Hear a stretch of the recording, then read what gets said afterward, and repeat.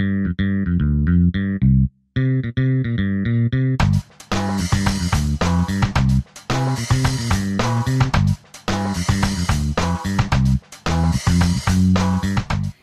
a todos, bienvenidos una vez más a la charla de Comunidad Canina.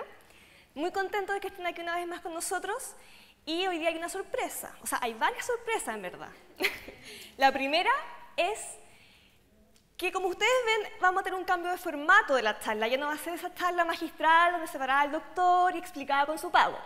Ahora lo vamos a hacer algo mucho más cercano, queremos tener una conversación con ellos, cosa que podemos ir hablando sobre los distintos momentos de la gestación, nacimiento, lactancia y destete, que son los temas que vamos a abarcar en este ciclo de madres y cachorros, cuáles son los cuidados que hay que brindarles.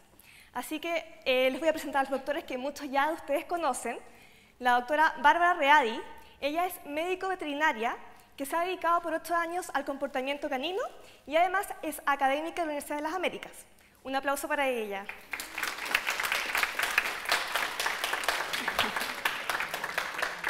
Y también nos acompaña el doctor José Miguel Plaza de los Reyes. Él también es médico veterinario con 18 años de experiencia en el área de animales pequeños. Se ha dedicado también a la imagenología y a la cirugía de caninos. Un aplauso, por favor.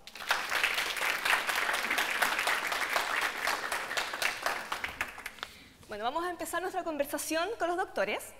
Y primero, se dice que las perras pequeñas inician su celo a los 6 meses y las perras más grandes a los 9 meses. Pero esto no quiere decir que el perro esté 100% listo para poder tener una cruza y una camada. Por lo tanto, ¿a qué edad sería lo más recomendable cruzar a la perrita de acuerdo a la edad de que le llega el primer celo? ¿Se entendió? Bueno, como tú bien lo habías planteado en una primera instancia, se dice que las perras pequeñas empiezan a ciclar a los 6 meses y las perras grandes a los 9. La literatura efectivamente dice eso, ¿ya? Pero en la clínica diaria, los que nos dedicamos a eso, hemos visto que en general las perras, digamos, grandes y pequeñas, están teniendo sus celos más tardíos, ¿ya? A partir probablemente desde los 9 meses, ¿ya? Lo que no quiere decir que empiece a ciclar y que el eje del ovario con el cerebro, digamos, no se complementen antes, ¿ya? Pero sí están expresando el celo probablemente un poquito más tarde, ¿ya? Tiene que ver con el crecimiento, tiene que ver con la alimentación, tiene que ver con muchas otras razones. ¿Y en qué se debe fijar un dueño para elegir al ejemplar con el cual tiene que cruzar a su perra? Por ejemplo, si tiene varios candidatos, ¿por cuál me quedo? ¿En qué me fijo para elegir a esa mejor opción para mi perrita? Bueno, buenas tardes. Desde el punto de vista conductual, después el doctor podrá hablar un poco más específico de las enfermedades hereditarias en los perros. Desde el punto de vista conductual, que habitualmente no se toma en consideración al elegir un candidato o una candidata para la cruza, es tremendamente importante evaluar cuál es el temperamento que tiene el perro. Si nosotros tenemos un macho y estamos buscando una polola, es súper importante preguntar si esa hembra tiene experiencia. ¿Ya? Si tiene experiencia no solamente lo que tiene que ver con la cruza, la monta, el evento reproductivo per se, sino con su desempeño como mamá, ¿ya? ¿Eso qué quiere decir? Si tiene un buen instinto materno, si produce buena leche, si es capaz de acompañar a los cachorros, si ha tenido historias de abandono, depredación de alguno de los cachorros, etc. Esto habitualmente no se pregunta y uno, la verdad, por lo menos en mi experiencia, siempre la gente pregunta o se preocupa de cómo se ve, ¿ya? Si es grande, chica, si es atigrada, si es aquí, si es allá, pero desde el punto de vista del propietario, sobre todo si nos queremos quedar con un cachorro, es tremendamente importante evaluar o conocer cuál es el temperamento de la futura pareja. Los problemas de agresión, los problemas de ansiedad, los trastornos fóbicos, todos tienen un componente heredable. Es cierto que la genética influye prácticamente en todo, pero hay un componente heredable y la mamá tiene un rol tremendamente importante en enseñar ciertas conductas. Por lo tanto, muy importante evaluar el temperamento, preguntarle al dueño de la polola cómo se ha portado durante la vida y su desempeño, sobre todo en el caso de la hembra, como mamá, su instinto materno. Ya, En cuanto a voy a aportar ahora un patologías. poquito a lo que habló la doctora, vamos a irnos por la parte más médica. Mira, hay enfermedades que son transmitidas y que está demostrado que se transmiten desde los padres a los hijos. los que tienen labradores pueden conocer, o pastores alemanes, el tema de la displasia, de cadera o de codo. En el caso de las razas pequeñas también existen algunas enfermedades que son, o algunas patologías que son heredables, como en el caso de los chihuahuas, que vi por aquí algunos, la hidrocefalia. En otros, ya lo habíamos tocado en alguna de las otras charlas, por ejemplo, la respiratorio, la hipoplasia laringea, estenosis traqueal, etc. Entonces, eso es lo que también tenemos que fijarnos a la hora de buscar un reproductor, o macho o hembra, pedir antecedentes de los padres, si son, por ejemplo, libres de displasia, si han tenido algún problema, obviamente, los padres. Perfecto. Quiero preguntarle a ustedes, ¿cuántos de aquí han cruzado a su perrita o a su perrito? Que levanten la mano. ¿En algún momento? Ya no son muchos. Para un dueño en su casa, ¿cómo tiene que llevar a cabo el momento de la cruza?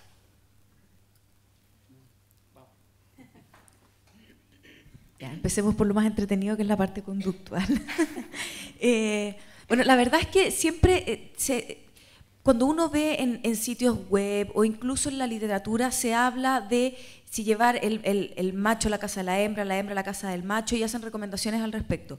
Yo prefiero no comprometerme con un camino o con una lógica, ¿ya? ¿Por qué? Porque en todas las charlas de conducta lo hemos conversado, todo en la conducta de los animales depende, ¿ya? Si tenemos una perra tremendamente ansiosa, tal vez no se va a beneficiar de que le metamos un macho a la casa, ¿ya? Y si el perro es tremendamente territorial y es primera vez que se cruza, tal vez vamos a meter una hembra de un temperamento dominante dentro de su territorio, y ella va a empezar a marcar algo que es muy habitual durante el estro, y puede que ese perro se perturbe lo suficiente como para inhibir su conducta reproductiva. Por lo tanto, hoteles caninos, clínicas veterinarias, parques, una casa, un patio de algún amigo que sea un territorio neutral, y esto es súper importante para los perros de raza pequeña, evitar que nuestra ansiedad como dueños se transmita a las mascotas durante el momento de la cruza, porque muchas veces tenemos perros que tienen trastornos ansiosos o que son muy regalones, como los describen los dueños, y que el dueño es como un hilo emocional que los conecta con su mascota, y los dueños se ponen muy nerviosos y dicen, ay, ojalá que resulte, ojalá que no le moleste, que no le incomode, que no lo muerda, que no le haga nada. Y esa ansiedad se transmite y entorpece el proceso natural, ¿ya? Por lo tanto, no se queden con una idea de macho a la casa de la hembra o hembra a la casa del macho. Vean cuál es el temperamento de los involucrados. Ojalá elijan un territorio neutral. Y si se ponen muy nerviosos, vayan a agarrarse a cabezazos adentro de la cocina, ¿ya? O se van a fumar un cigarro, o llaman a alguien por teléfono y dicen, ay, qué emoción, estoy cruzando. Pero no estén ahí transmitiéndole la neura, porque habitualmente, sobre todo en los perros que tienen trastornos ansiosos o hiperapego, están mucho más pendientes de lo que está pasando con el dueño y se desconectan del instinto animal. ¿Sí? Perfecto. Bueno, se dice que la cruza canina tiene una serie de etapas que finaliza con el coito, pero hay una etapa que llama mucho la atención, que es cuando los perros se quedan pegados. ¿Se han fijado? Se quedan pegados, uno mirando un lado y el otro para el otro, y mucha gente les tira agua, escobazos, de todo, y no se separan. Entonces, ¿nos podría explicar, doctor José Miguel, a qué se debe esto y qué es lo que no tenemos que hacer? Bueno, claramente ahí vamos a entrar a explicar un poquito cómo funciona en la parte biológica el cortejo, que es la primera etapa cuando se presenta el macho con la hembra y empiezan como a pololear, empiezan como a jugar, empiezan a olfatear unos con otros. El macho siempre se trata de subir arriba de la hembra y ella como que no se deja, como que de repente sí, como que de repente no. Terminado ese pololeo previo, ¿ya? Viene la etapa de monta propiamente tal, y lo que llamamos también la penetración del macho. Es cuando la hembra ya decide que es el minuto, que ya dejemos de pololear, que vayamos a lo que vinimos, y ella se pone en una posición especial, levanta su parte trasera, mueve la cola, permite que el macho la monte. En algunas ocasiones el macho muerde el cuello de la hembra, ¿ya? Otras veces no, pero más o menos es como un jugueteo para sujetarla y para que ella se quede quieta, para que él pueda montar y penetrar la perra. En ese minuto ocurre la eyaculación, es decir, la salida de los espermios desde el aparato reproductivo del macho hacia el receptáculo que es la vagina de la hembra, ¿ya? Con toda esta excitación, con todo este juego, con todo lo que ocurre, el macho le llega gran cantidad de sangre a una parte que se llama el bulbo del pene, ¿ya? Que una vez introducido en la vagina de la perra empieza a agrandarse, ¿ya? Es lo más parecido, muchas veces, mucha gente en la clínica me dice, doctor, tiene 2 testículos el perro, ¿ya? Cuando está excitado. Y eso son los bulbos del pene que quedan atrapados dentro de la vagina de la hembra, ¿ya? Y eso provoca que el macho, después de algún tiempo, por la incomodidad, por no poder estar en 2 patas mucho tiempo, se dé vuelta, ¿ya? Y queden pegados mirando uno para el otro lado. Esa es la posición de descanso, y eso además asegura que el semen eyaculado del perro, digamos, no salga de la vagina y se asegure la monta, ¿ya? Eso puede durar horas, ¿ya? Por lo tanto, no intenten despegar a los perros. Ahí lo que ocurrió, ya ocurrió. No hay nada que hacer con respecto a eso, ¿ya? No hay que pegarles, no hay que tirarles agua, no hay que empujarlos, no hay que asustarlos, porque al final podemos provocar o lesiones en el macho y la hembra, obviamente, porque se caen, porque no pueden caminar, porque se incomodan, y otra puede producirse una fractura en el pene del perro que lleva un hueso dentro, ¿ya? Que permite que esto mismo ocurra dentro de la vagina de la hembra, ¿ya? Así que por favor, no les lo que ya pasó, como les dije, ya pasó, no hay nada que hacer. Y luego, una vez que pasa esta excitación, que ya están los dos un poco más tranquilos, que el macho baja la intensidad, ya se devuelve esa sangre que quedaba acumulada en estos bulbos, digamos, sale y ya el macho puede sacar el pene, ¿ya? Y ahí la monta ya está asegurada y la cópula ya está asegurada, ¿ya? Perfecto, o sea, nunca más echarle agua al perro ni nada, dejarlos tranquilos, que se salga solo. ¿Qué manejos serían importantes de realizar tanto al macho como a la hembra antes de la cruza, manejos veterinarios, para obviamente prevenir la transmisión de enfermedades o también de la madre al cachorro cuando ya esté gestante? ¿Cuáles son los manejos veterinarios importantes en esta etapa? Ya, tenemos varias cosas que hablar aquí, sobre todo.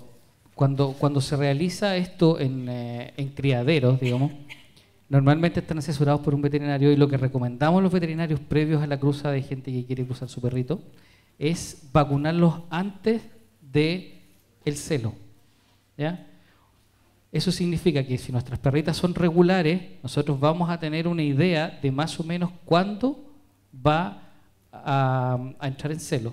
Y esa es la etapa donde uno debe vacunar para que cuando ocurra la monta y la posible gestación, las células de memoria estén lo más frescas posible y sean capaces de generar la mayor cantidad de anticuerpos que puedan ser transmitidos desde la madre hacia los cachorros a través del calostro, ¿ya? La desparasitación también es importante.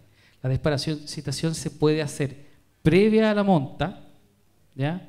O en el último tercio de gestación, ¿ya? Hay antiparasitarios que se pueden usar y son seguros de utilizar en el último tercio de gestación porque son mecánicos, en el fondo no entran en la circulación del paciente y pasan por arrastre y hacen su efecto local, ¿ya?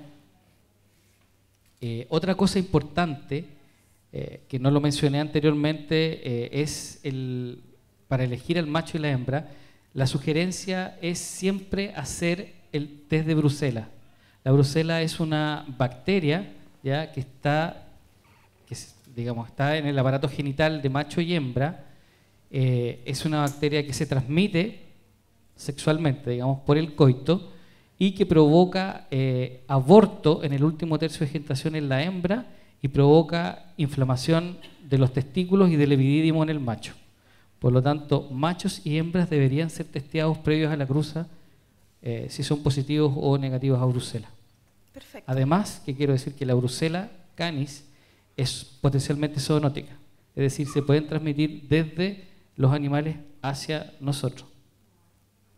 Entonces, muy importante, vacunas y antiparasitarios previos al celo. En cuanto a los cambios de comportamiento que se evidencian en la perra cuando está gestante, ¿qué signos, qué cosas, qué cambios podemos ver en nuestra perrita? Uno como dueño en su casa, ¿qué puedes ver? Ya. para poder hablar de los cambios de temperamento, de conducta o de comportamientos de la perra gestante, es importante saber que antes de la gestación, durante el periodo de estro, el nombre igual nos entrega un súper torpeo porque estro de estrógeno, hay un predominio de los estrógenos, y los estrógenos producen mucha inquietud, mucha actividad motora, ¿ya? Las perras tienden a estar un poquito más inquietas, disminuye el consumo de alimentos, aumenta la frecuencia de la micción, etc.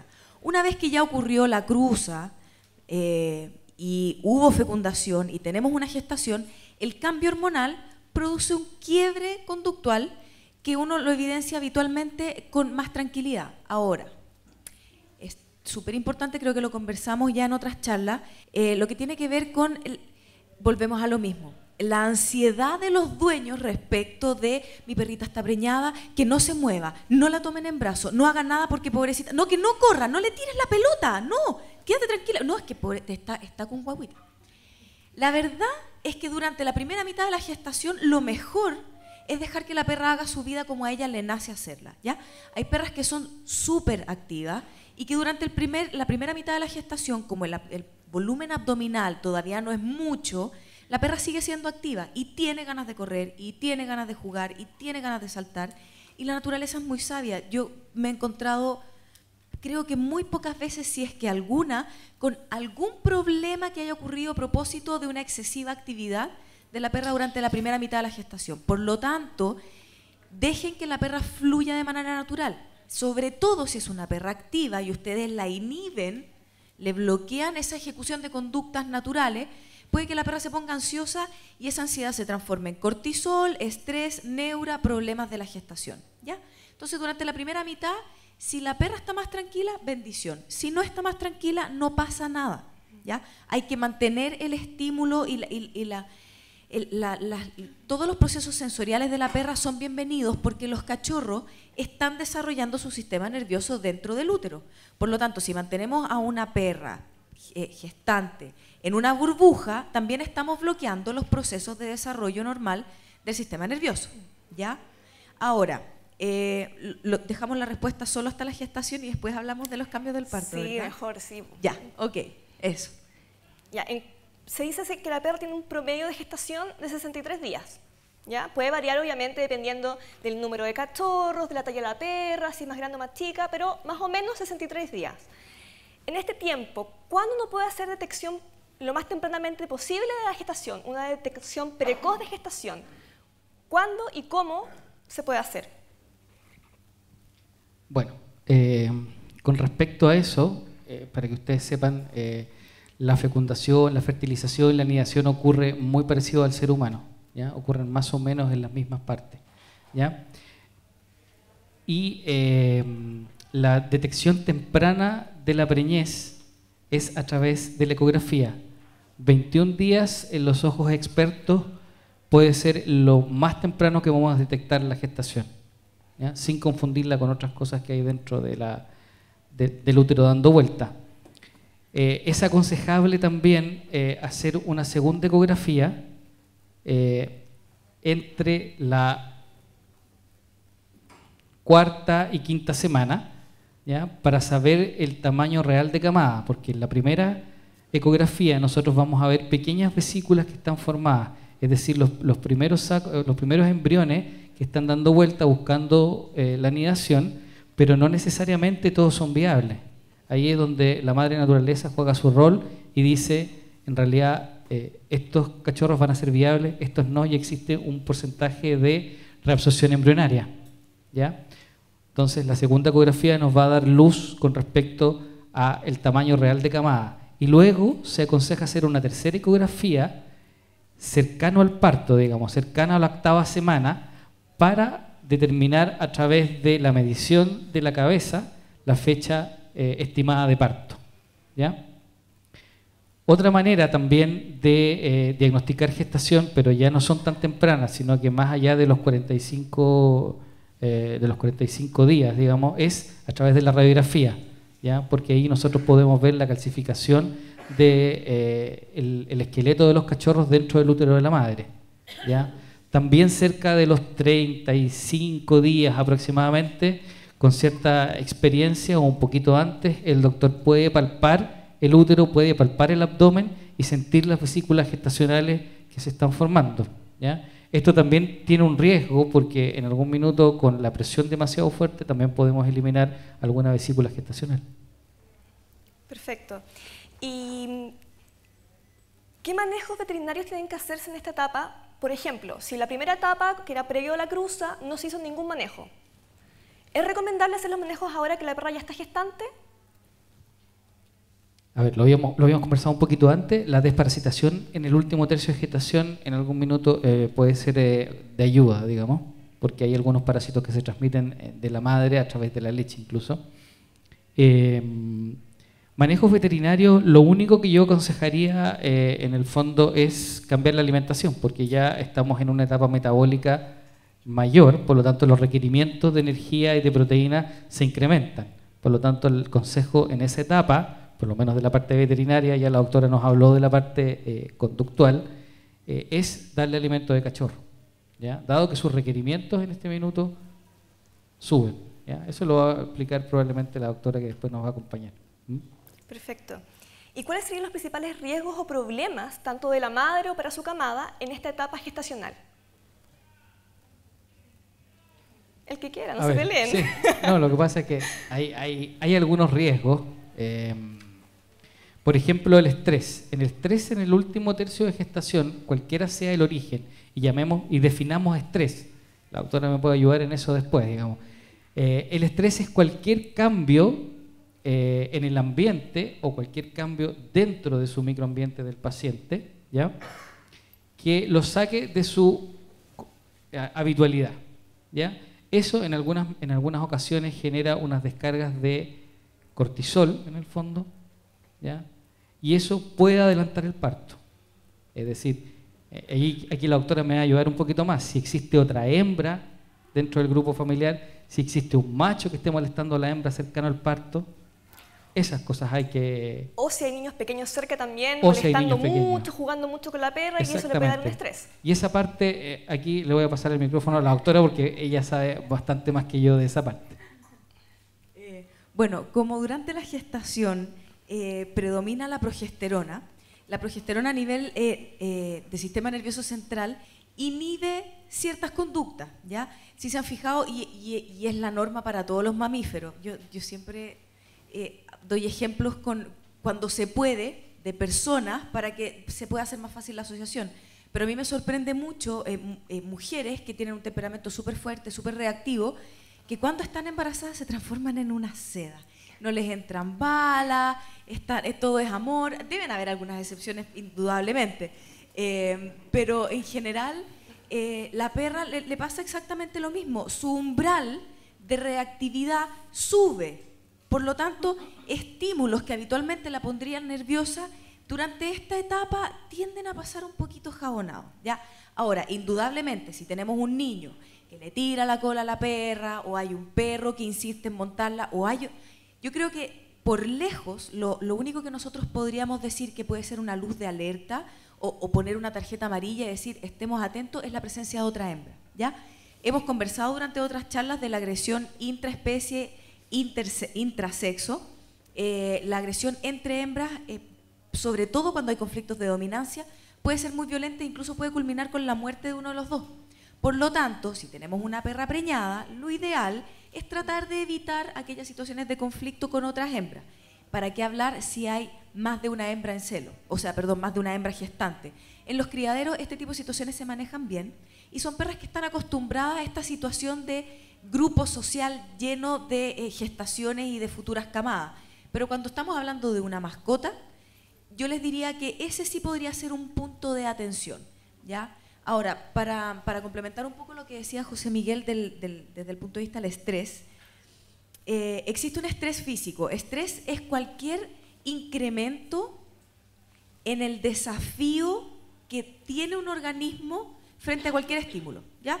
Por eso que los futbolistas duran poco en los deportes, hasta a los 30 años ya están listos porque tienen lesiones, porque esos cuerpos están sometidos a estrés físico, ¿ya? Es una sobredemanda más allá de las capacidades reales del individuo de soportarla.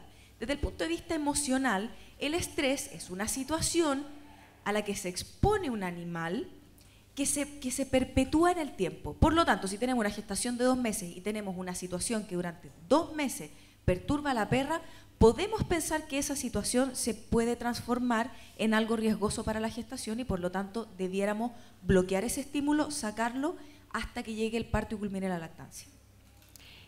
¿Y qué pasa cuando a la perrita se le ve que hay descarga vaginal saliendo? ¿Eso es algo de cuidado o no tiene mayor importancia? A ver, con respecto a eso, la gestación afortunadamente es uterina, digamos, y hay una parte que se llama el cervix, que es el cuello del útero, que se cierra herméticamente y en muy raras ocasiones puede penetrar alguna bacteria junto con por ese orificio, digamos, por ese cuello. Por lo tanto, la gestación está asegurada, ¿ya? No existe gran riesgo de obtener alguna vaginitis, que probablemente es lo que causa esas descargas. Hay un cambio también por las hormonas de la microflora del vestíbulo de la vagina y la vagina propiamente tal. Por lo tanto, eventualmente pueden haber descargas, pero eso no deberían alterar la gestación, ¿ya? No es normal, digamos, pero tampoco es poco común, ¿ya? Basta con hacer lavados locales, en el fondo, y eso, digamos, porque los antibióticos están un poco prohibidos durante la gestación. Hay algunos que son teratogénicos, pero hay ciertos manejos médicos que sí se pueden hacer con respecto a eso. O sea, en caso de que se presente, es mejor consultar con el veterinario. Exactamente, ahí vamos a ver el grado, la duración y el tipo. Eventualmente se podría hacer algún examen, como un cultivo y un antibiograma, y podemos hacer algunos tratamientos tópicos. Perfecto, doctor. Y en cuanto ya, ahora sí, doctora, que tiene tantas ganas de contestar los signos del parto, ahora sí, ¿cuáles serían los signos que evidencian que el parto ya es inminente, que no hay vuelta atrás y que se viene? Ya. Como les decía, la progesterona es la que nos mantiene a la perra en un estado de tranquilidad absoluta, pero antes del parto la progesterona empieza a decaer y por lo tanto empezamos a ver de nuevo este volcamiento en la conducta y empezamos a ver que la perra se pone cada vez más inquieta, habitualmente. Volvemos a lo mismo, depende, hay algunas perras que se ponen muchísimo más tranquilas y tiene mucho que ver con el temperamento de la perra, ¿ya? Entonces, habitualmente la perra se pone mucho más inquieta, ¿sí? Tenemos dos perfiles de temperamento. La perra que ya lleva más de un parto encima y una perra que es independiente o que tiene buena autoconfianza, esa perra habitualmente empieza a hacer lo que debe hacer. De repente algunas hacen hoyos en el suelo, que es una conducta súper rústica que tiene que ver con preparar un nido en la tierra. Hay otras que están un poco más domesticadas, más urbanizadas, que agarran ropita y arman nido. Uno de repente las pilla dentro del closet y están como hurgando la sábana o tiran las poleras del colgador y arman un nido. Ya la conducta de anidación es muy típica de una situación de parto inminente. Tiende a disminuir el consumo de alimento. Puede o no disminuir el consumo de agua, depende también del nivel de ansiedad, ¿ya? Si la perra se pone muy nerviosa porque tenemos este otro perfil de personalidad, de temperamento, de la perra muy ansiosa, puede que esa perra empiece a desarrollar otro montón de conductas y dentro de estas liberaciones de cortisol excesivas por el nervio que le da, puede que uno vea más consumo de agua, ¿ya? En general, ¿qué es lo que uno nota? Que la conducta cambia.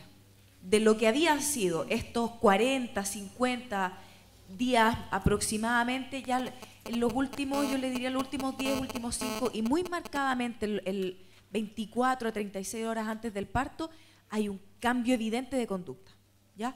De lo que había de normalidad a otra cosa distinta. Perfecto.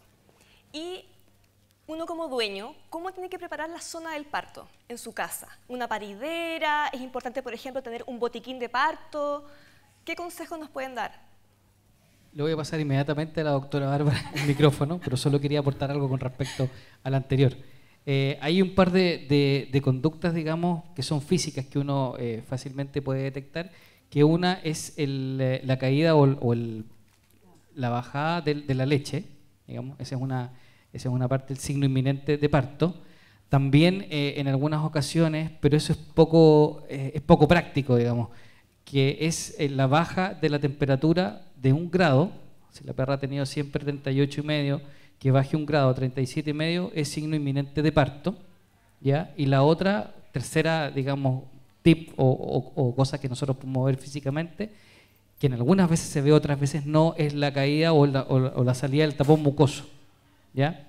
Que es lo que podríamos homologar, entre comillas, a la ruptura de bolsa en los humanos, digamos. Pero el tapón mucoso se cae, lo bota, que es una estructura gelatinosa, y el parto es inminente, ¿ya? Eso nomás quería aportar a lo anterior, y ahora le dejo el micrófono a la doctora. Todos los aportes que quieran darles son bienvenidos aquí. Ya, entonces les doy uno más. El otro día estaba conversando con una criadora de pastores alemanes, entonces le decía, ya, en tu experiencia, ¿cómo más o menos, qué es lo que tú notas en tus perras para decir, porque convengamos que en un criadero de pastores alemanes uno no tiene a los perros metidos dentro de la casa, están en caniles, etcétera. Entonces, ¿cómo te das cuenta de que ya se viene? Entonces me decía algo que me llamó mucho la atención, me decía, yo soy súper matea y anoto la fecha y la hora de la primera cruza, no de la última, porque uno de repente pasa 3, 4 días cruzando a la perra, se queda pololeando con el macho varios días, pero ella me decía, en mis perras yo anoto la fecha y la hora de la primera cruza y 2 meses después exactamente la perra entra en trabajo de parto. Puede que haya una variación de 8, máximo 10 horas, pero me decía, si yo crucé a mi perra, la primera cruza con abotonamiento, como explicaba el doctor, fue, qué sé yo, el 15 de abril a las 3 de la tarde, yo sé que el 15 de junio, ya a partir de las 2, 3 de la tarde, en cualquier minuto se viene, ¿ya? Y eso puede ser un antecedente que pueden probar si es que eligen cruzar a su perrita, pueden ver si es que les funciona. Al parecer, por lo menos en estas producciones masivas de cachorro ocurre. ¿Cómo preparar el lugar del parto? En primer lugar, veamos a la perra, ¿ya? Porque hay algunas perras que, como les decía, van y buscan un lugar tranquilo, separadito, tranquilo, sin mucho ajetreo. Si esa es la decisión de la perra, lo que nosotros tenemos que hacer es mirar desde la distancia, porque la perra nos está diciendo, sé lo que estoy haciendo, ustedes tranquilos, váyanse a dormir, que yo mañana les tengo un regalito, ¿ya? Y a esa perra no hay que intervenirla mucho ni hay que hacer gran cosa. Pero existe otro grupo de perras que desafortunadamente es lo más habitual por el tipo de manejo y de crianza que le damos a las mascotas, que tiene que ver con perras que se ponen muy nerviosas o que tienen un vínculo muy potente con los dueños, y por lo tanto esas perras habitualmente andan pegote a los dueños cuando se viene el parto, porque se empiezan a poner nerviosas. Entonces, ¿qué es lo que uno debe hacer? Proveer de cosas que sirvan de nido. Primero, una polera vieja de nosotros que tenga nuestro olor, que le produzca serenidad o tranquilidad o que reconforte a la perra, es súper bienvenido, sin mucho apego. Olvídense, porque después esto queda para el olvido. Pero en una buena cantidad, ¿ya? No sirve de nada que vayan a Casa Ideas y compren la mantita más linda, preciosa, porque eso no huele a nada y no le reporta ningún beneficio emocional al perro. Ya la perra va a buscar algo que tenga olor a dueño para decir, ay, por favor, ayúdame, ayúdame. Eso es lo que necesitan. Dejarlo ahí como, ups, por accidente tirado en el suelo, para que la perra pueda ejecutar un poco de esta conducta primitiva que es generar el nido, gestionarlo atrapando cosas. Eso es lo primero. Lo segundo, y en la medida de lo posible, si es que lo pueden gestionar, y vi acá afuera que hay una empresa que tiene unas casitas bien bonitas. Las parideras, como comentaba Catalina, son súper bienvenidas. La paridera no es más que una caja que tiene un borde, ¿ya? Imagínense una caja de madera, imagínense qué es esto, pero en cada borde, en cada costado de la caja, tiene además un listón de madera que separa un poquito a la perra del borde de la caja. ¿Cuál es el propósito? Que si la perra es de primer parto, es nerviosa, es un parto muy largo, se agota o es muy grande, muy pesada, existe el riesgo de que aplaste a los cachorros. Entonces, esta guarda que nosotros ponemos, esa lógica, permite que si la perra se echa aquí y el cachorro queda abajo, el cachorro pueda reptar a esta zona segura, a este espacio de vida, si se pudiera llamar de alguna manera, ¿ya? Eso permite que el cachorro sobreviva al aplastamiento, ¿ya? Ojalá dejar un pocillito con agua cerca. no se trata de que obliguen a la perra a tomar agua, ¿ya? Y que no ha tomado agua y que yo la veo que está jadeando, va a jadear, porque le duele, porque está nerviosa, por un montón de cosas. No, no se trata de que la obliguen a tomar agua, pero que quede por ahí. Por si acaso le dan ganas de tomar agua, que no tenga que moverse mucho, porque cualquier desplazamiento durante el trabajo de parto es un estresor potente y eso puede incluso bloquear el trabajo de parto. Por lo tanto, no pueden estar agarrando a la perra para llevarla a la cocina donde está el plato de agua para que no chorree, ¿ya? Y finalmente, lo vi en varios blogs y me pareció súper pertinente, a pesar de que nosotros a los veterinarios no nos enseñan esto, armar un botiquín, ¿ya? Si ustedes tienen la suerte o la mala suerte, dependiendo de cómo lo vean, de que su perra elige ir a parir al lado de ustedes, lo ideal es que acepten que va a terminar la cama en condiciones deplorables, pero que ustedes, la perra les está diciendo que están invitados a participar y a ayudarla. Entonces, toalla nova, una toalla de género, un hilo, un nylon o algo por el estilo, si es que la perra se pone tan nerviosa que no ejecuta la conducta de cortar el cordón, para que ustedes puedan hacer un lacito mientras llaman al veterinario y le dicen, mi perra en verdad está puro dando jugo y estoy súper nerviosa, doctor, véngase. Mientras tanto, ustedes con un nylon pueden amarrar, pueden hacerle un nudo al cordón umbilical para evitar que este movimiento de sangre de ida y vuelta pueda producir alguna infección o alguna complicación. Olvídense del alcohol, del Vialcohol, del agua oxigenada, con mucho agua hervida tibia. Y hasta ahí sería. Un buen guatero de semilla, o sea, si ya empezó el trabajo de parto, es momento de ponerle clic al guatero adentro del microondas. Los guateros de agua la verdad es que no están muy recomendados porque uno no controla muy bien la temperatura, porque se pueden romper. ¿Qué sabe uno? La perra de repente en la neura puede morderlo y queda flor de escoba. Por lo tanto, un guatero de semilla, porque una de las características del cachorro recién nacido es que no regula su temperatura. Y si tenemos a una perra nerviosa o estamos, qué sé yo, está pariendo en julio, puede que necesite un suplemento adicional de temperatura. La toalla, idealmente la tienen que tener cerca porque a veces los cachorros salen un poquito desvitalizados. Puede pasar, o si la perra se pone muy nerviosa, ¿ya? O no tiene un buen instinto materno, no los va a estimular. El cachorro respira en la medida en que la perra lame la vía aérea, se despeja, esto que hacen los médicos humanos con las peritas en las guaguas. La perra lo hace de forma natural con el lamido, pero si eso no ocurre, ustedes con las toallas Nova pueden limpiar la vía aérea y con la toalla de género estimulan, frotan fuerte sin miedo, no les va a pasar nada al cachorro. Lo peor que pueden hacer es que les dé susto y que lo hagan como un cariñito. No, esto es una activación de todo su organismo, pulmones, corazón, piel, etcétera, hasta que agarra un buen color rosadito. ¿Ya?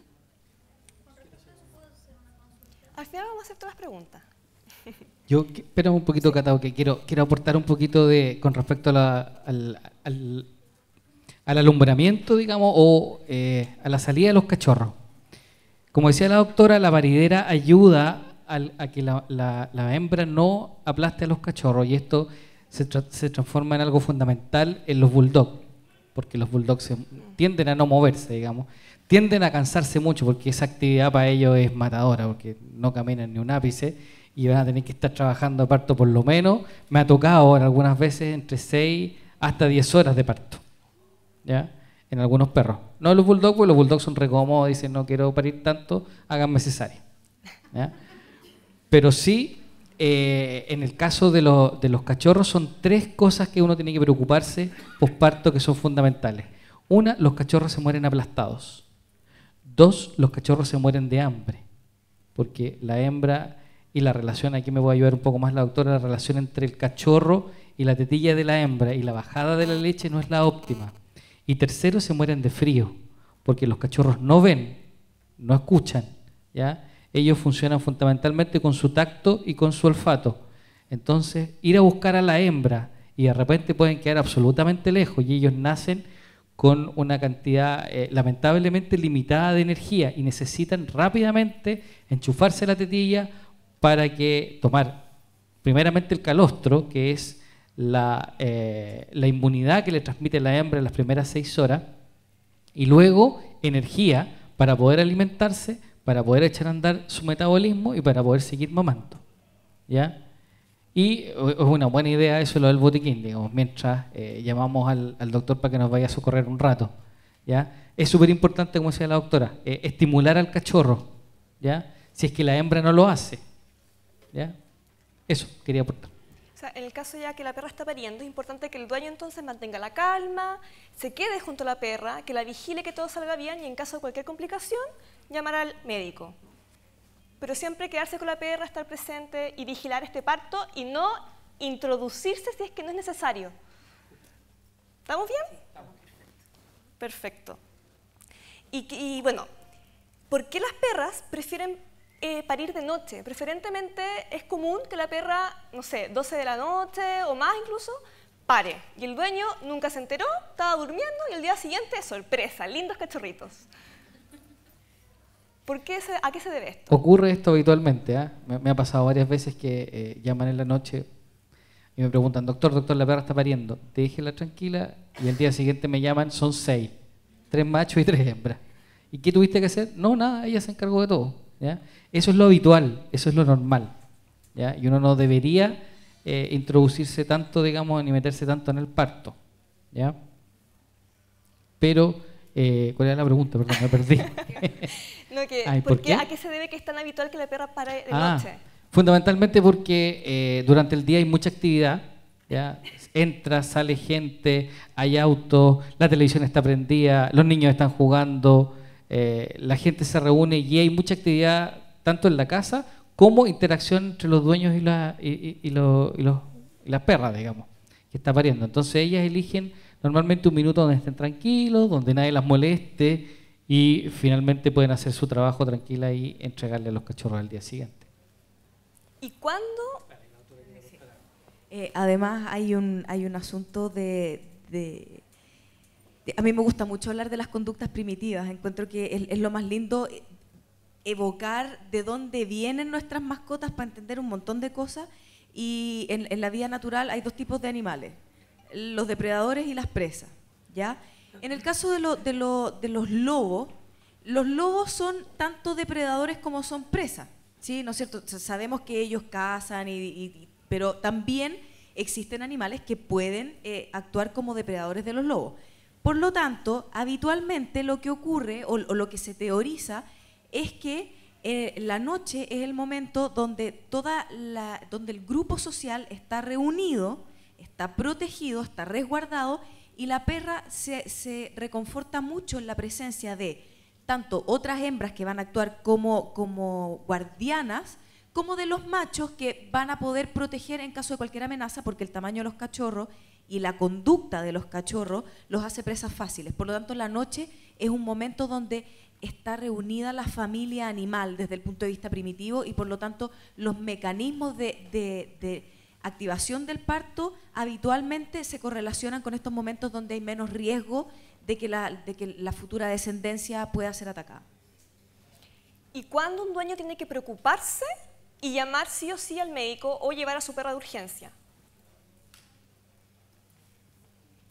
Ya, cuando es un bulldog. Necesita cesárea y eso debe ser hecho en alguna clínica, digamos. O bulldog francés o de repente los chihuahuas que son de repente un poquito cabezoncitos y no caen por el sí, yo sé que hay ropa tendida, pero ellos lo saben. ¿Ya? El trabajo de una hembra es sumamente variable. Depende de muchas cosas. Depende de, por ejemplo, la condición corporal con que llegue a la gestación y parto. Segundo, el tamaño de la camada, cuántos cachorros hay, ¿ya? No es lo mismo que una hembra para 2 schnauzer que una dálmata que una vez me tocó que parió 21 cachorros. O sea, no le alcanzaba las tetillas claramente. Ninguna, ¿ya? Obviamente la mortalidad en esa camada fue altísima. Quedaron 12. ¿Ya? Que igual es harto. Que igual es harto, si no, pregúntenos a la labradora. Entonces, depende mucho del trabajo de parto de la hembra, si es de primer parto, primeriza, o ya ha tenido parto. ¿Y qué otra cosa más? Bueno, hay algunos hechos que ocurren, digamos, que tenemos que tener cuidado. Fundamentalmente cuando pasa más de media hora, cuando uno ve que la hembra puja, es decir, que ve que la prensa abdominal, que el abdomen está pujando, tratando de sacar algo y eso no sale. ¿Ya? Media hora. Segundo, cuando vemos asomado la patita, la colita, la cabeza de alguno de los cachorros. Ahí ya es hora de partir corriendo y agarrar todas las cosas e irnos a la clínica. ¿Ya? Tercero, cuando tenemos la fecha probable de parto, están pasados. ¿Ya? Estamos pasados en 7 días. ¿Ya? Teníamos fecha para el primero y ya vamos en el 6 o en el 7 del mes y no pasa absolutamente nada y la hembra no está ni ahí con buscar nido, no está ni ahí con nada, digamos, sigue haciendo su vida habitual. Ya es hora por lo menos de hacer una ecografía, fundamentalmente para ver los latidos cardíacos que nos van a dar luces sobre algo que es súper importante, que es el sufrimiento fetal, que probablemente la hembra está tan acostumbrada y no está ni ahí y está sintiendo el trabajo de parto, está sintiendo las contracciones uterinas que no se ven, ¿ya? Pero sin embargo está como nada. ¿Ya? Y lo otro importante es que pueden pasar hasta 4, 5 horas entre cachorros, ¿ya? Pero necesariamente la hembra inmediatamente después pare 2 seguidos. ¿Ya? Salen 2 seguidos. ¿Ya? Cuando hay que preocuparse es cuando ya pasan esas 6 horas y no aparece ningún cachorro. ¿Ya? Ahí podemos estar en presencia de 2 alteraciones que son las inercias uterinas primaria y secundaria, pero no vamos a hablar de eso en este minuto. Muy bien. ¿Quieres aportar algo? Pero ahora le toca a usted, doctora. Ya. ¿Qué conductas maternas tienen que aflorarle a la perrita una vez que nacen sus cachorros? Ya, como lo habíamos visto recién, lo primero y más importante es que la perra tenga la conducta instintiva de lamer a los cachorros para estimular la respiración. Fundamental. Y además eso nos sirve de centinela para más o menos suponer qué va a pasar durante el resto del periodo de cuidados maternos, ¿ya? Una perra que no tiene la conducta de lamer la vía aérea y lamer la zona anogenital de los cachorros es una perra que ya vamos a tener que estar siempre mirándola. ¿Por qué? Porque durante ese momento no solamente ocurre que la perra está ayudando a los cachorros a respirar y a hacer sus pipís y sus cacas, no es solamente eso, sino que va aún más allá porque tiene que ver con el imprinting, con la impronta, con cómo el cachorro se impregna del olor de la hembra y la hembra reconoce el olor de los cachorros. Entonces, si no tenemos ese primer evento crucial en el vínculo entre la perra y sus cachorros, corremos el riesgo de que la perra pueda exhibir canibalismo hacia los cachorros, porque no huelen a ella simplemente. No es que la perra sea bruta o que sea mala o que sea asesina, sino que, lo siento, no tiene olor a mí, ¿ya? Eso es una primera cosa. Lo otro tiene que ver con lo normal, como lo decía el doctor, tiene que ver con que el cachorro se acerca a la tetilla y mama, ¿ya? Pero una buena conducta materna sería ver que la perra, en presencia de un cachorro que queda un poquito relegado, lo agarra y lo trae, ¿ya? Durante las 2 primeras semanas, la perra es casi compulsiva respecto de que todos los cachorros estén juntitos, pegaditos, todos juntos. Si no tiene eso, también es una señal de alerta. ¿Por qué? Porque pudiera eventualmente dejar abandonado a un cachorro que se separa un poco. A veces, y lo conversaba el doctor, los cachorros nacen ciegos y sordos, por lo tanto no es que tengan muchas capacidades como para ir a buscar a la hembra si es que se desorientan un poco. Entonces, a veces pasa que la hembra, agotada, cansada, lactando, etcétera, ve que este cachorro está lejos y prioriza a partir de la energía que tiene. ¿Cuido a todos los que son viables, que están mamando bien, o gasto energía y me arriesgo a dejar a mi camada botada por ir a rescatar a ese otro?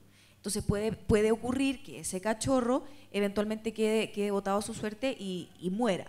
Entonces, si nosotros vemos que la perra no tiene ese instinto de estar todo el rato compulsivamente con todos los cachorros ordenaditos, enchufados en la pechuga, o que lo está todo... Es como si los estuviera contando. Si alguno ha tenido la suerte de tener a una perra con cachorros, es como que los huele, los mira, y los huele, los mira. Ya está todo ordenado. Si no tiene eso, hay que estar atento porque ese cachorro que queda relegado hay que agarrarlo y llevarlo donde la hembra, sirve mucho apretar una tetilla, sacar un poco de leche y pasársela por el cuerpo para que huela a ella y la ayudemos un poquito a tener este instinto materno, ¿ya? Y después, durante el destete, que ya lo vamos a hablar, ocurre la pega más importante de la mamá.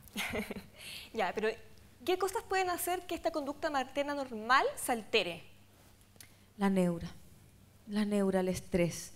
Desafortunadamente, y es el motivo por el que yo tengo mucho trabajo, hemos sido incapaces como sociedad de entregar un entorno que promueva la autoconfianza en los perros. Por lo tanto, tenemos mucho perro nervioso, mucho perro ansioso, perros con neofobia, perros que se estresan con mucha facilidad. Entonces, una perrita que se ve expuesta a esta situación, por ejemplo, si ustedes tuvieron la bendición o la mala suerte de que la perra fue a parir arriba de su cama, la perra le está diciendo, te necesito cerca. Entonces de repente llega el lunes y uno le dice, lo lamento, tengo que ir a trabajar. Eso puede fácilmente bloquear la conducta materna. Entonces tenemos que tener la precaución de decir, oye, hay que dejar a alguien a cargo, avisarle a alguien que quede en la casa. Si tú ves que la perra me está dejando botados los cachorros, llámame y se tienen que devolver. Por lo tanto, cualquier evento de estrés puede obviamente producir una falla en el desempeño materno. Y adicionalmente, volvemos a lo mismo, otras hembras, ¿ya? En los lobos existe la crianza cooperativa. Tú pares los tuyos, yo paro los míos, tú cuidas a los míos, yo cuido a los tuyos, yo cuido a los míos, todos cuidamos todos, estamos todos felices. En la perra doméstica eso suele no ocurrir y muy por el contrario, podemos ver conductas de predación cruzada. Esta mamá va a atacar a los cachorros de la otra. Por lo tanto, desde ese punto de vista, yo tampoco recomiendo que tengamos a más de una hembra pariendo con otra hembra también y que las tengamos juntas y tengamos todo mezclado el gallinero, porque podemos gatillar ciertas conductas agresivas que no solamente bloquean el instinto materno, sino que ponen en riesgo la vida de los cachorros. Y dos casos, por ejemplo, una madre que sea su primer parto, podría también que no le afloren estos instintos, y también la perra que pare por cesárea. ¿Son dos casos en que podríamos ver conducta materna alterada? Sí, de la cesárea ahí el doctor les va a contar cómo lo manejan habitualmente en la clínica, pero las conductas instintivas no es que existan o no existan, pero una perra que no tuvo instinto materno en el primer parto, habiendo tenido un parto normal, es muy probable que no tenga instinto en los partos sucesivos, ¿ya? Porque el instinto es algo que viene en el cableado, viene aquí. ¿Se trae o no se trae? La conducta materna, una vez que el instinto ya existe, se puede ir perfeccionando, se puede ir modelando con los partos siguientes, ¿ya? La perra hace un nido más bonito, puede que ahora sí agarre la mantita de Casa Idea, pero se puede ir modelando, puede ir perfeccionando su técnica. Pero una perra que con un parto natural no exhibió con instinto materno, es muy probable que no lo exhiba después. Y obviamente en la cesárea, como no hay un proceso natural, también se bloquea. Y ahí que el doctor, que José Miguel les explique cómo lo maneja. Ya, mira, básicamente el tema de la cesárea es complejo porque hay una serie de mecanismos que se gatillan por la salida del cachorro a través del canal de parto. Hay una serie de hormonas y de mediadores químicos que van al cerebro e indican, lo primero, que baje la leche. Si es que no bajó antes, ¿ya? Durante el parto se gatilla una hormona que se llama oxitocina, que tiene varias funciones. Una es la bajada de la leche. Dos es estimular el instinto, gatillar en alguna parte del cerebro el instinto materno. En el fondo. Y si los cachorros no pasan por el canal de parto, esta liberación no ocurre. Por lo tanto, ese feedback, esa señal no es enviada al cerebro. Y los cachorros nacen y obviamente están tan anestesiados como la madre. Entonces uno en la clínica tiene que hacer, con el equipo de neonatología, tiene que empezar a estimular a los cachorros, tiene que hacer las veces de hembra, digamos, ¿ya? Y luego, lo que me ha tocado hacer en algunas ocasiones, de manera instintiva, yo me acabo de desayunar con lo que dijo la doctora, instintivamente le sacamos a la hembra, una vez que se estaba despertando, un poquito de leche, un poquito de calostro, en una jeringa, en un CC, y se la empezamos a dar a los cachorros en la boca, ¿ya? Un poco para despertarlos y un poco para, en el fondo lo que decía la doctora, tratar de estimular el apego materno, el olor de la hembra en los cachorros, porque la hembra va a llegar a la casa pasada yodo, pasada clínica, pasada medicamento. Entonces eso no es muy bueno para ella. Entonces lo que nosotros tratamos de hacer es rápidamente realizar la cesárea. Una vez que la hembra y los cachorros están despiertos o medianamente despiertos, tratar de enchufarle en cada tetilla un cachorro, tratar de que la hembra primero los conozca, en el fondo, y sepa qué es lo que le pasó, porque la hembra entró con una guata inmensa al pabellón y luego sale flaca, adolorida y con 3 cuestiones que le están buscando por todos lados. Entonces no entiende nada la hembra. Entonces, un poco eso, tratar de estimular ese instinto materno de manera externa y no por el canal vía canal de parto. También se recomienda mucho mojar las tetillas de la hembra con saliva del cachorro, ya que esto provoca una señal olfativa para el cachorro para poder encontrar fácilmente las tetillas de su madre. Correcto, eso es así, y aquí quiero que la doctora se explaye un poquito más porque hay un estudio de eso que es súper interesante en los chanchos. Quiero que les cuente eso porque a mí me pareció fantástico. Lo que pasa es que, y lo conversamos en la charla de la comunidad gatuna, comunidad gateros, no sé por qué le digo gatuna, hablábamos de que en los animales existe una selección de la tetilla preferida, ¿ya? Entonces, lo comentábamos cuando estábamos preparando esta charla, que yo había visto un estudio donde habían agarrado a todos una chancha recién parida con todos sus chanchitos. Entonces ven que los chanchos están todos ordenados, enchufados cada uno a una tetilla y les ponen con un plumón un número en la espalda, en orden, ¿ya? El chancho 1, 2, 3, 4, 5, 6, 15, 19, 30, todos los chanchos en orden. Y después los agarran y los desordenan. Y los desordenan y esperan a ver qué pasa. Y los chanchos se reordenan en 1, 2, 3, 4, 5, 6, 7, 8. ¿Ya? Existe desde el momento del nacimiento, es aún más temprano en los gatitos, ¿ya? Pero hay una selección, una predilección por una tetilla en particular. Por lo tanto, esa tetilla tiene el olor de la saliva del cachorro y como volvemos a lo mismo, como no ven y no escuchan, por olfato, esta huele a mí, y se enchufan, ¿ya?